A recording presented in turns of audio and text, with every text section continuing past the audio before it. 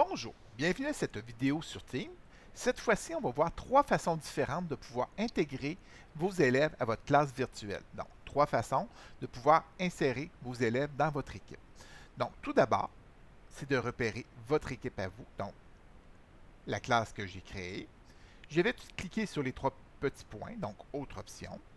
Donc, je peux aller faire ici tout simplement Ajouter un membre. Et j'arrive directement ici. Par défaut, il rentre sur étudiant. Supposons que je voudrais ajouter un ou une collègue de travail, donc pour qu'elle fasse partie aussi de mon équipe enseignante, je pourrais ajouter son nom ici. Sinon, pour l'instant, c'est la partie étudiant qui m'intéresse. Donc, je peux tout simplement écrire le nom de l'étudiant que je veux. Donc, je pourrais écrire un deuxième et un troisième nom sans aucun problème, mon équipe de travail. Et à la fin, je ferai ajouter. Donc, automatiquement, mes élèves écrits en haut ici se retrouveraient dans ma liste. Donc, dans mon liste ici. Donc, je pourrais retourner ici, aller voir dans Gérer l'équipe, un autre endroit que je peux ajouter les noms. Je pourrais aller voir ici dans Gérer mon équipe, voir la personne ou les personnes que j'ai ajoutées. Supposons que je me rends compte que j'ai oublié une personne. Donc, je pourrais tout simplement aller faire ajouter un membre directement ici. Et c'est la même fenêtre que tout à l'heure. Donc, je repère encore une fois étudiant. J'ajoute le nom ou les noms que je désire et je fais ajouter et fermer par la suite. Donc, c'est la façon peut-être la plus propice pour ajouter des noms d'élèves et on est sûr qu'ils font partie de notre équipe. C'est certain qu'au primaire, c'est envisageable. Supposons que j'ai 15, 20, 25 élèves, donc j'ai simplement besoin de faire ça 25 fois, donc une question de quelques minutes. Au secondaire, supposons que j'ai 150, 200, 300 élèves, la procédure s'avère peut-être un peu longue. Donc, c'est ici que les deux autres façons vont devenir adéquates pour nous. La première, encore une fois, avec mon équipe, donc de repérer vraiment l'équipe sur laquelle j'ai ajouté le nom. Je viens ici tout simplement. Je fais obtenir un lien vers l'équipe. Donc, je fais copier ici. Donc, j'ai copié le lien pour que les personnes s'inscrivent à mon site Internet.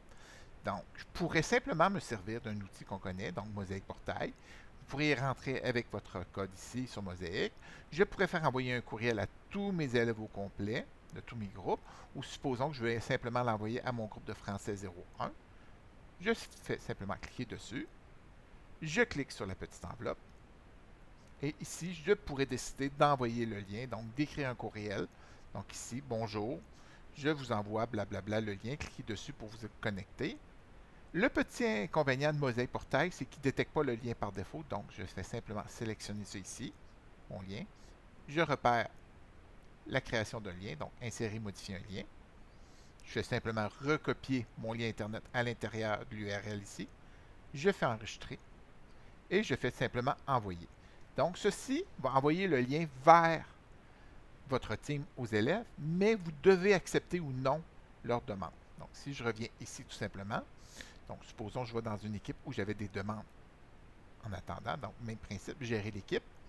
Je vois ici que j'avais mes membres comme tout à l'heure, mais j'ai une demande en attente ici. Donc, j'ai les demandes en attente. Je vais voir les courriels des élèves, ou du moins leur nom qui vont apparaître. Je reçois aussi un courriel.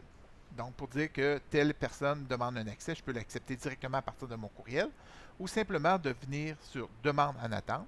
Et là, je peux voir le nom de mon élève. C'est moi qui ai le dernier mot, donc je fais accepter ici. Et pour une raison quelconque, je pourrais refuser quelqu'un d'autre. Donc, aussi simple que ça. Donc, j'ai accepté ou refusé mes demandes. Des choses comme ça qu'on arrive. Donc, j'ai envoyé un lien Internet. Tout simplement obtenir le lien de l'équipe. J'ai envoyé le lien aux élèves. Et ensuite, j'ai quand même le dernier mot en acceptant ou non leur demande. La troisième façon, c'est un peu le même principe. J'envoie quelque chose aux élèves, sauf qu'ici, bien sûr, je vais dans Gérer l'équipe. Ensuite, je vais dans Paramètres. Donc, troisième façon, Paramètres. J'ai un code d'équipe ici. Donc, s'il n'apparaît pas ici, je pourrais faire simplement Générer un code d'équipe. Donc, il me sort un numéro. Je fais simplement copier le petit lien qui est ici, donc copier. Je pourrais aussi, après une semaine ou deux, une fois que tous mes élèves sont à l'intérieur de mon équipe, je pourrais aussi supprimer le lien pour qu'il soit plus accessible ou recréer un deuxième lien différent. Donc, j'envoie ce lien-là. Je fais exactement le même principe aux élèves. Donc, au lieu d'envoyer un lien Internet, j'écris aux élèves, veuillez aller sur les Teams, aller simplement rejoindre une équipe et rentrer le code. Donc, en quelque sorte, ce que l'élève faudrait qu'il fasse, c'est, si vous regardez ici, rejoindre ou créer une équipe.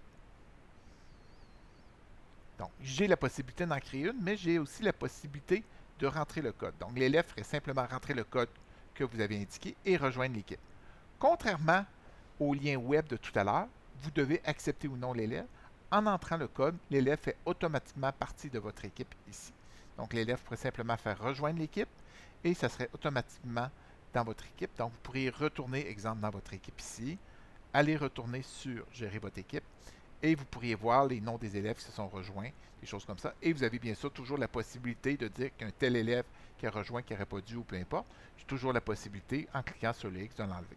Donc, c'était les trois façons, soit ajouter individuellement chaque élève, soit d'y aller par un lien Internet que j'envoie et que j'accepte par la suite, ou simplement le code que j'envoie et que les élèves sont intégrés automatiquement à mon équipe.